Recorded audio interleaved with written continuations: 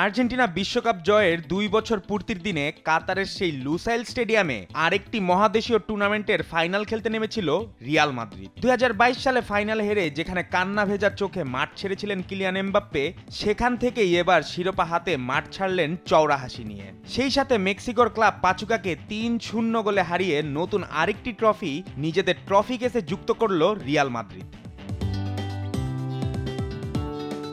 প্রথমবারের মতো আয়োজিত ফিফা ইন্টারকন্টিনেন্টাল কাপে সরাসরি ফাইনাল খেলতে নেমেছিল রিয়াল। দু দলের পারফরমেন্স এবং শক্তিমত্তায় পরিষ্কার ফেভারিট ছিল গ্যালাক্টিকোরাই। তবে লুসাইলের সবুজ গালিচায় শুরু থেকেই রিয়ালের চোখে চোখ রেখে লড়াই করে যাচ্ছিল পাচুকা। প্রথমে গোল করার মতো দুটো ভালো সুযোগ পেয়েছিল তারাই, তবে ফরোয়ার্ডদের ব্যর্থতায় গোল পায়নি মেক্সিকোর ক্লাবটি।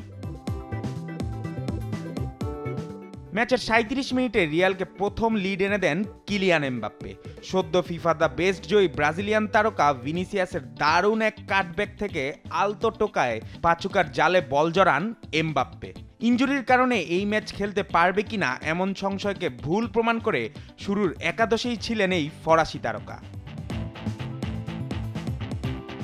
বিরতির পর আক্রমণের ধার বাড়ায় রিয়াল। ৫৩ মিনিটে ব্যবধান দ্বিগুণ করেন রদ্রিগো। এমবাপ্পের কাছ থেকে বল পেয়ে দুর্দান্ত ড্রিবলিংয়ে পাচুকা রক্ষণকে বোকা বানিয়ে বাঁকানো শটে জালে বল জড়ান এই ব্রাজিলিয়ান। ৭১ মিনিটে ব্যবধান কমানোর সুযোগ পেয়েও কাজে লাগাতে পারেনি পাচুকা।